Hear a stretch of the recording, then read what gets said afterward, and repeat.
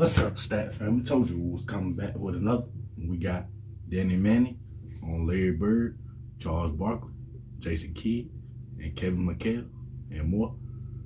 This is a live reaction. Make sure you hit that like button, hit that sub button, and comment below. Let's get it. Y'all know what time it is. Goodbye. She's gone. We back at it once again. Shout out to the Lord for another day. It's big time. It's legendary. Shout out to them real legends. Y'all already know how it go. We ain't done with the 90s. We ain't done with the 80s. We ain't done with the 70s. We ain't done with the 60s. We ain't done with the 50s. They done. We just getting started. It's showtime. It's legendary. Shout out to them real legends once again. I promise you. You already know it's big time. It's legendary. We're going to get it started early. Promise you that. We ain't going to hold y'all too long. Let's get it started early. Thank the Lord for another day. Y'all know how it go. We promise you. And we thank you now. Let's get down to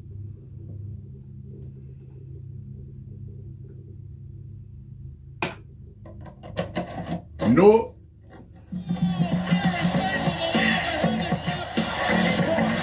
Hey guys, this is Dominique Wilkins. Hey, this is Sean Kemp. This is Gary Payton. Hey, this is Pau Gasol. NBA fans, what's up? This is Vince Carter here. Hey, what's up? This is Matt Barnes. If you're an old school NBA fan like I am, make sure you check out the Basketball Time Machine with my man Sean David.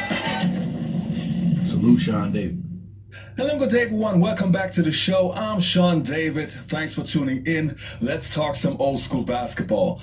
In today's episode, we got a special guest, two-time NBA All-Star, Danny Manning. Welcome to the show.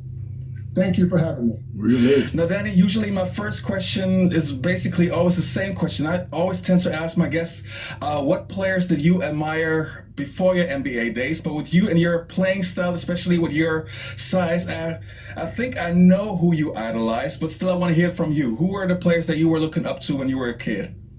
Players that I looked up to when I was a kid playing professional basketball, I feel it's kind of unique from the standpoint of my father played pro basketball. He played in the ABA and NBA, so I had a chance to see guys in different settings and environments growing up. And so for one, the first person was my father. My father was a journeyman, if you will. He was someone that had to do all the small things. He was a guy that provided glue for teams, whether it was setting picks or jumping on loose balls or doing other things that didn't get a lot of notoriety, so to speak. And so he was the first person that I really admired. And then from there, you know, I got a chance to see Julius Erving in practice, and I really didn't know what was going on at the time. I'm just sitting on the back of the goal at a practice, and they're practicing, and he dunks it, and I just start shaking because I'm sitting on the backstop of a goal. And so, you know, moments like that, where you're sitting in the locker room and being around the pro players I had a chance to be around. And then as I started to really grow in my love and appreciation for the game, it was players like Magic. There we go. I was waiting for Magic. Yeah, well, for me, at my height, you know, I enjoyed handling the basketball. I like passing the ball. I like dribbling the basketball. And those two guys really made it a little bit more acceptable for players my height to be in that type of role. Now, when I'm playing on the playground, you know, you get a chance to do all that. But then you get an organized ball, and some of the coaches that I had growing up were just like, hey, get it to a guard or da-da-da. And I'm saying to myself, I dribble better than the guard. I pass better than the guard too. Right. He might be a better shooter than me, but, you know, so, you know, for me, seeing those two guys especially was something that I really enjoyed. Did you ever tell Magic or Larry that you admired them? No, I didn't. Not in those words. I think, you know, for me, when I first came across both those guys, it was in a competitive setting. And, you know, I get drafted in 1988 by the Los Angeles Clippers, and I go out to LA, and I'm petrified. I'm scared to death of what's happening out in LA just because I go from a high school kid to Lawrence, Kansas, and from Lawrence, Kansas, I go to LA, a booming, great city that I really enjoy and love now. But I was scared when I first moved out there. So, you're playing pickup games with all the guys are out in LA, and Magic is in the gym. And a lot of times whenever I'm playing pickup games, I got matched up on Magic quite a bit just because of our heights and similar type skill sets. And so for me, it was just trying to, one, compete up against him, and two, I'm sitting up there thinking like, oh, I was watching this guy on Sundays when I would come back from church or, before we had our family meal on Sunday. This was the guy that I'm watching. Showtime. And so, I never really said that to him, but I definitely did appreciate him. And then for Bird, the same thing. You get out on the court and you're competing against Larry, and, he's Larry Bird. He's the guy that had on my wall. I had Magic on my wall with those posters from Converse, and it was just like, wow. This is, I've made it. I've gotten to a point in my career where I'm competing up against the best of the best, and I felt very thankful and blessed for those opportunities. Now, you already mentioned you were drafted in 1988, and you were the first pick of the draft. Do me a favor, please tell me, what were your expectations going into the draft? Well, going into the draft, my expectations were to show that I belonged when I stepped on the court. That was my mindset. They had the draft lottery, and when the Clippers won the lottery that year, they held up a number 25 jersey with Manning on the back. And so I just assumed at that point that when the draft came around, I was going to be their pick. I remember, I think we were in Olympic trials in Colorado Springs. And, the lottery goes on, and Clippers win, and they hold up that Manning jersey. Then I think I had to go out there, and we were trying out for the Olympic team. And so for me, when the draft came about and I was selected number one, I felt so many different emotions. I was thankful. Felt blessed. I felt fortunate. But I also felt like it was a huge challenge, which it was, to be the number one pick and to go to a team that you were going to try to help at that particular time elevate their status in the NBA. And it was a great opportunity for me. I get drafted with Charles Smith, Gary Grant, those guys. We came in together. In the year before that, the Clippers had selected Joe Wolf, Ken Norman, Reggie Williams. And so we had a good nucleus for a young team. And I enjoyed my time in LA, and really grew very fond of that city and that West Coast type of mentality coming from Lawrence, Kansas. Now, you had to perform right away when you came on the Clippers team, and I think you were averaging like 36 minutes in your rookie season. How was your transition from playing college ball to suddenly play against guys like Karl Malone, James Worthy, the Barclays of the NBA? Well, how was the transition? How did it feel different? Was the physicality different? What do you recall from that? My transition to the NBA was probably a little bit more advanced than the typical rookie, and that was because we were playing on the Olympic team, and Coach John Thompson, rest his soul, was our coach. And so we played a lot of exhibition games against pro players, pro NBA, all-star teams that they would throw together at different locations. And so I got a chance to compete up against those guys for quite some time. Then also when I was at Kansas, Coach Larry Brown, Hall of Fame coach, won a national championship and an NBA championship, had all types of different players come in the summers and work his camps and have different workout sessions. So I got a chance to get a taste of playing up against some pro players before I actually got to the NBA. And so my transition was probably not as wide as maybe other players that didn't get that opportunity, but the physicality of the game was unreal. It was wrestling at its best, trying to get post position when you're trying to post up. The hand checking rule, guys would lock in and put that hand around your hip and that thumb and just kind of, we're going to go over here right now. So why don't you just come over here with me? And you're dribbling the ball. Like, how is he controlling my body like this? And so definitely knew that I needed to get stronger to be able to compete in that league. And that's something that, you work on. Every off season, you would go back And you would say, I need to get better at this. I need to work on this. I need to bring this back to the table when I come back to the court. And so that was the mindset. But definitely the physicality of the game was something that I was not quite used to. But you figure it out rather quickly because if you don't, it's gonna be a long year for you. You have to embrace the physicality. And I was not a physical type player. I was more of a finesse player, but I had to embrace the physicality to a certain extent to continue to evolve and grow. Was there any specific player you were looking forward to play against? Anyone where you wanted to see, okay, how well can I guard this person, or is that person able to guard me? Any specific guy? Not really. You know, for me, it was every night you had a chance to show as a young player in the league, as a number one pick.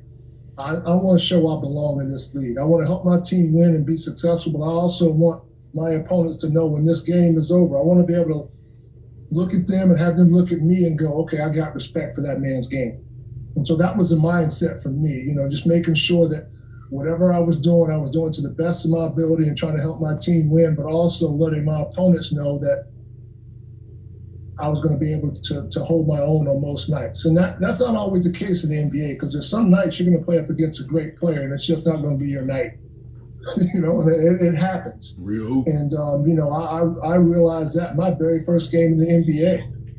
I got drafted by the Clippers like we talked about earlier, and the owner of the Clippers at the time was Donald Sterling. And for lack of a description, I'll just say he was unique.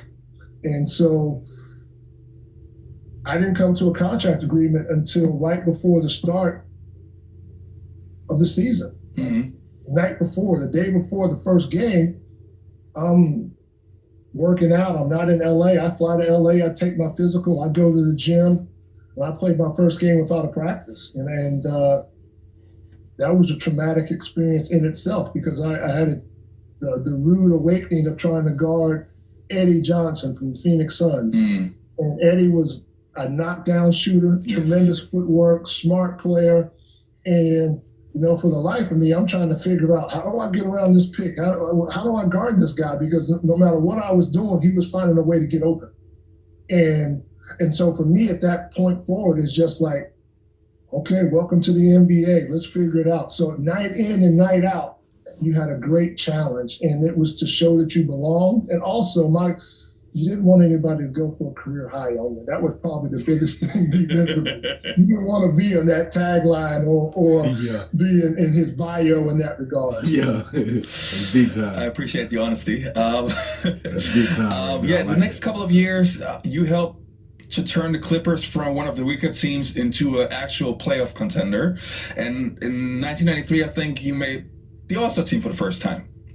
And we have to remember at that time on your position, you had guys in the Western Conference like Charles Barkley, Karl Malone, Sean Kemp, and so much competition. So how satisfying was it for you that you still made the All-Star team, even though you had so much competition on your position? Being named an All-Star was a tremendous honor, and I felt very fortunate and blessed. But you know, everybody's story is different. Everybody's unique in their journey. And so for me, my rookie year, I blow my knee out. I blow my ACL out. And so at that particular time, Bernard King was in the midst of his comeback. I had a college teammate named Archie Marshall who blew his knee out in college and came back from that a couple times. And so for me, I knew it was possible to come back from that injury, but yet and still it was considered career threatening at that point in time. And so to be able to come back from an ACL and make the All-Star team was something I was very proud of. I had great doctors in Stephen Lombardo from Kerwin and Joe, great master therapist, and Clyde Brewster. I had wonderful trainer and Carl Horn and Johnny Doyle and Thomas Archie were people that were challenging me and pushing me every day in rehab to get better. Support of my family and friends, you know, my wife and my kids were always great motivation for me. And so to be able to get to that point after going through that injury was something I was very proud of. And throughout the course of my career, you know, I'm the only person that I know of that's played in the NBA on 3 ACLs during the course of their career. And so being fortunate enough and blessed enough to come back from that injury, and also, you know, I worked hard to get back, you know, and it was hard. It was tough. Real legend, real hooper. It was something that I wanted to do, and I'm very fortunate to be able to accomplish that. That's big time. By the way, you're actually the only guy I know who came back from 3 torn ACLs. I have a basketball story. I'm trying to think of who else, but nobody. No, I don't know anybody. In 1994, you get traded to the Atlanta Hawks, and this is a two-part question. Question number 1, what was it like being traded for the first time? And number 2, how tough was the pressure that you had to replace Dominique Wilkins? Getting traded was something, well, it was just a different experience, just to be honest with you. There was talk for probably about the last year or so when I was with the Clippers of possibility of being traded, and there were some different team names that popped up, and you hear about it and you prepare for it when you hear it. It was completely different when it happens. So when I got traded to Atlanta, I was excited from the standpoint of it's a new experience, a new opportunity for me. I had a chance to play for another great coach, and Lenny Wilkins, who's a great Hall of Fame coach. I loved his demeanor and mindset. I'm excited. But I understood what Dominique Wilkins meant to the city of Atlanta, to the state of Georgia when I got there, because I'm a player in this game, he's a player, and the way the trade went down in my eyes is the Clippers and I could not come to a contract agreement. The Hawks and Neek at that time couldn't come to a contract agreement, and so they basically just traded 2 guys they couldn't come to contract agreements for each other. And so the very first night I get introduced to the Atlanta Hawks crowd, I'm not even playing. I believe I'm in a suit because, the time hasn't passed, so we don't know if we both had passed our physicals at that point in time. And I get booed. And this is my new team, and I'm playing, and I get booed. And it's just like, damn, like, okay. That was a traumatic experience in itself, just from the standpoint of I'm excited to be there. Then you walk out the court, and it's like, boo, boo. And, you have to understand that, wow, are they actually booing me, or are they booing the fact that they don't have Dominique here anymore? And so for me, coming to grips with that was unique and challenging in itself, and just created a different mindset in terms of what I wanted to accomplish when I was on that team, because my whole goal was to make sure we continued to do the things that they were doing when Dominique was there. I was not going to replace Dominique. We were 2 different types of players. He was exciting. He did so many great things on the basketball court in Atlanta, in the state of Georgia, and he was a beloved figure. I mean, there's a statue of him outside the gym. Yes, yeah. So, I knew I was not going to replace Dominique, but I knew I could help the team continue to win and be successful. And, I thought I did a pretty good job of that.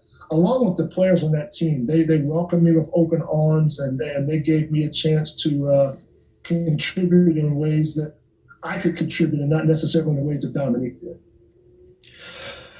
Now, this question is actually the first time that I'm going to ask a guest that question, but and it's a little bit off track, but a friend of mine told me that question yesterday, and I thought, okay, hey, I have to ask you that. So, first time that you see an NBA trading card of yourself, what were you thinking? Question number 2, what was it like playing a video game and playing yourself on a video console? Well, the first time I saw an NBA trading card of myself, a lot of emotions kind of ran through me, because I collected those cards when I was growing up. Nice. I collected the baseball, the football, the basketball, you know what I mean? And I put them in the spokes of my bikes and hear them click, click, click, click, click when I ride my bike. And so when I see my face or image on one of those cards, it was just like, wow, I'm fortunate, I'm blessed. And so that was kind of the mindset that I had through that. And, it was just kind of a moving type deal, because I had shoe boxes full of cards that I was collecting from football and baseball. And so it was really unique in that regard. And what was the second part of your question? Did you ever play, or what was it like playing your own character on a video game? Being a character on a video game was really cool. Actually, about a month ago, my wife and I were looking at we were in a store that sell pool tables and dartboards and things of that nature. We saw the NBA Jam game. And, the classic one? The classic one. And I'm Nice. sitting there, and it's just like we're wearing our masks, and so, but still kind of, I can't hide. I'm 6'10", not too many 6'10" dudes walking around. And so for me, I sat there and looked at that video game until I actually popped up on the screen with Ron Harper. Yes. That was my guy. That was my man. And so to see that was kind of like, wow, that's pretty cool. I'm gonna have to get this game and put it in my basement. Now, I don't play video games, but I think from it's real legendary. Just a way back in the day point of view, I think it might be cool to keep around. It's legendary. You just mentioned Ron Harper. It's actually not on my question list, but I have to ask you. Ron, to me, is one of the most underrated players ever. Because many people don't realize that when he was playing for the Clippers and for the Cavs, he could score. Torture shit. And even though he was not a great shooter, he could play. He could really, really hoop. And he came back from some serious injuries too. You as a former teammate, can you please tell my listeners and my audience how good Ron Harper was? Ron Harper was a beast. Ron Harper, when he was in Cleveland and he was competing up against Jordan and all those talented wings in the Eastern Conference, he was right there neck and neck with them. Promise. And got traded out to LA, and I'm going through an injury, and he gets out there, and then he goes to a similar type injury. And so we connected and bonded on so many different levels, but he was a tremendous basketball player. And you could see that throughout the course of his career. He changed his game. He went from a dynamic, high-flying type of scoring guard to a more positional, multi-positional type of player that could do everything. And so you look at those teams he played on that he helped win championships. When he was playing for the Lakers and playing for the Bulls, he was doing everything. He was guarding the other team's best wing players. He was switching on bigger players. He was setting up the offense. He had a tremendous understanding of the game, and he was someone that definitely made me a better person, made me a better player, and very thankful for all the time we got to play together, because I played with him more than any other player in my history in the NBA. Well, that's Nice. big. That's big. In the mid-'90s, you joined the Phoenix Suns, and suddenly you're playing with basically your all-star competition, Charles Barkley. Suddenly you're playing with him on the same team, and I feel that the Phoenix Suns team really, really fit well to your playing style, just, at least from my opinion. I always thought that it was a match made in heaven, because they used to play run and gun. They were playing wild, and there you were. I have no idea if that's true, but the crazy passes that the lobs and the alley-oops that you would pass, there was quite a few on the Phoenix Suns time. Is that right?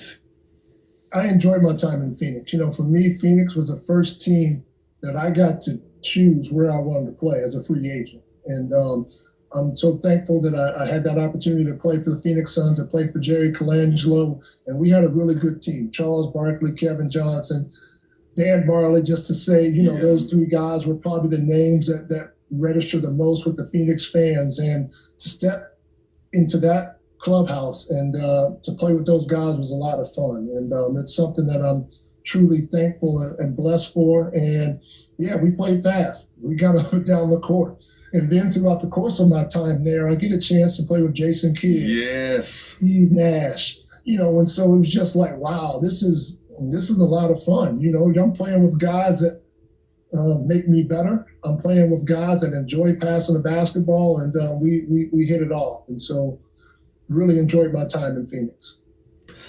In 1998, you win the Sixth Man of the Year, and I talked to a couple of players who came off the bench and were awarded with the Sixth Man. Was that satisfying for you, that after all that sacrifice that you have to make, because you could have been a starter on 99% of the other teams, but you sacrificed in coming off the bench, and your numbers, by the way, were better than most guys have when they're in the starting lineup. How satisfying was it that you won the award and that you got the confirmation that, hey, people appreciate what I did coming off the bench? And winning the Sixth Man of the Year award was something that felt was really special for me. And special for anybody, anytime you win that award. But for me, you go from, my career, you come in the league, you're a starter. As you get older, things change. Better players come in, more talented players come in. And so for me, I was always a team player. What was good for the team was good for me. But when I was taken out of the starting lineup, that became a goal. I want to make sure that when I step out on the court, I'm having an impact. I'm making our team better. And I want to put the coach in a tough situation in terms of taking me out or not playing me as much. And so that was my whole mindset.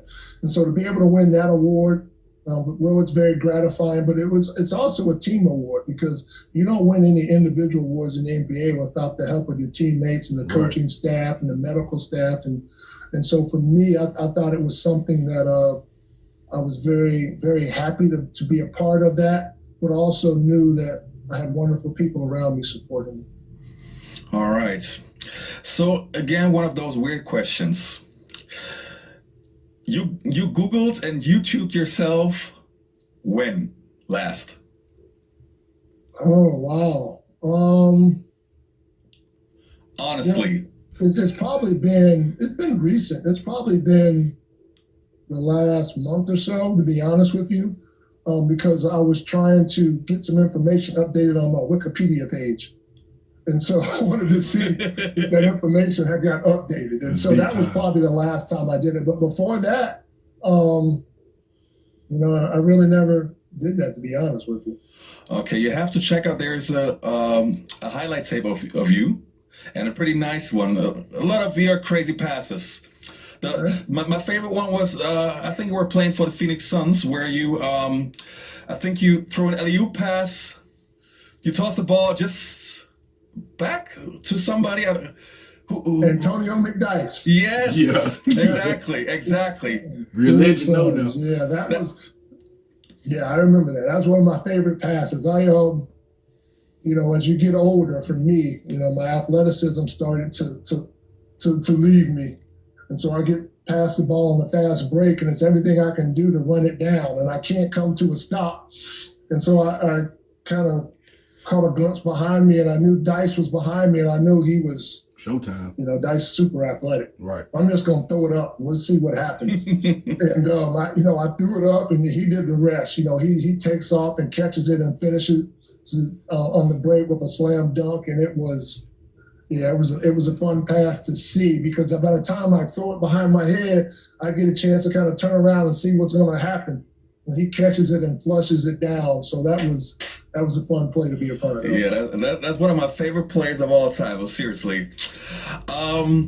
You played for the Utah Jazz, the Detroit Pistons, the Dallas Mavericks, and the Milwaukee Bucks. Was there any team where you would say, okay, that was the favorite team I ever played for? For me, there are two teams that just stand out. And the first team I ever played on, the Los Angeles Clippers, because whenever, I got a chance to break into the league with them, and they selected me number one. So very thankful for that. And then two for me is the Phoenix Suns, because that's the first team I got to choose, hey, this is where I want to go play. All the teams that I played for, I'm very fortunate and thankful and things of that nature. But those two teams were two teams that really hit home for me. And those were the two teams that I played for the longest as well. Yeah. So, for me, I'm going to say the Clippers and the Phoenix Suns. All right. Not so long ago, everybody was talking about the Last Dance documentary. Do you also watch it? I did not watch it. No way. You got to be kidding me. I did not watch it in its entirety. Wow. So you were the one person that didn't watch it. Okay. Wow. Okay. Did you get bored? I was there when it was happening. So you're telling me you got bored after the first two episodes and you just left it at that? No, I don't even know if I watched the first episode. It was just bits and pieces of, you see the different clips that would come on Sports Center, or the different online pieces that you would see, and so I could relate to it without question. And I thought the biggest thing about that was I thought the timing of it was spectacular. Perfect. To release it at that moment in time in history when we didn't have any live ball going on, I thought that was a marketing Genius. Big time. Yes. Yeah, Jeffrey. absolutely. Your toughest matchup and why? Toughest matchup and why? Well, I talked about Magic. You know, he was always a tough matchup. But I'd probably say Kevin McHale. Everybody who played on the power forward position who played against Kevin, Problem. I can see why. I understand why. He make a jump shot, great post positioning, high release on his shot, so it's hard to alter and block. He very seldom saw a shot get blocked. Great footwork and moves on the post. And, you know, he was somebody that, you know, there were a lot of guys that gave me problems night in and night out. Don't get me wrong, but he's someone that you just like, Frustrate you know, the game's over and you're on the bus and you're back in the hotel and you're going over the game in your head and you're just like, damn, Frustration. how do you make that move? What type of footwork? I got to go back and watch this. I got to see what he's doing because I need to incorporate some of this in my game.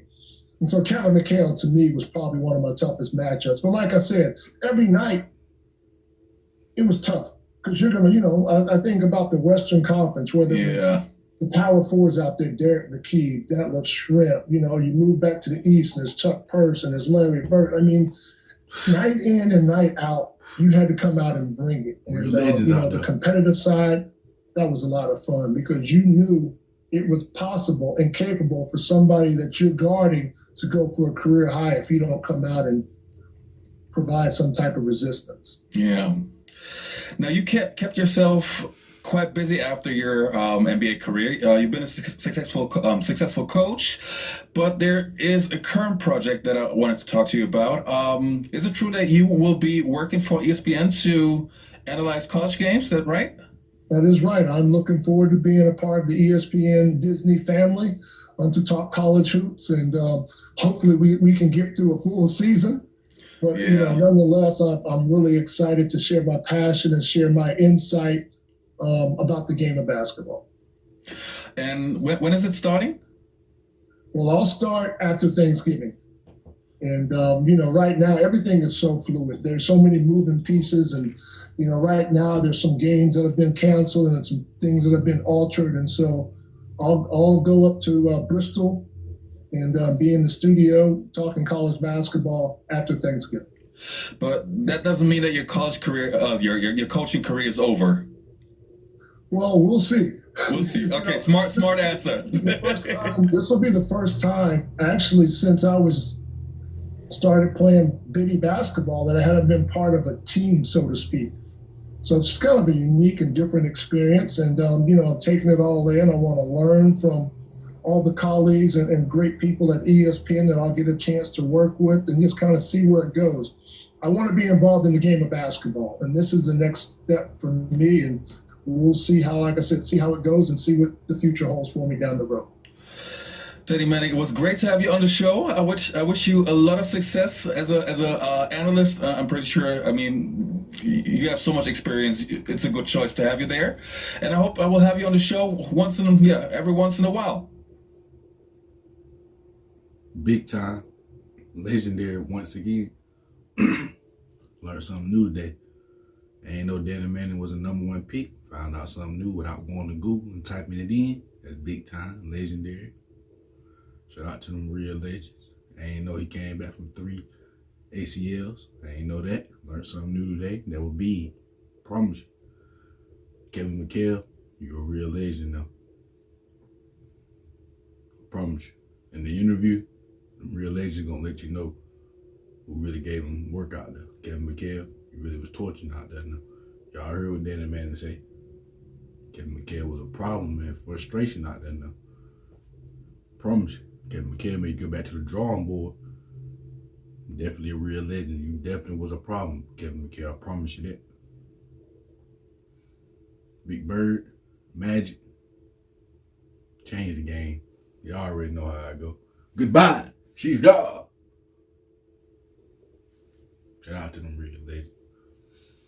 But coming back from 3 ACL surgery? Come on, torn ACLs? Really? Then he made the All-Star team. That's big. Most hoopers would have gave up now. That's a real hooper right there. That's definitely a real hooper, real legend. He really do. He really love the game. He ain't go out there playing. That was big time daddy, man. I promise you I felt it. That was big. I thank y'all Stat family. I thank y'all Bird family for watching the full video. We're going to be back with another video after this video. Make sure y'all stay prayed up. Y'all be safe. And y'all be good. You know it.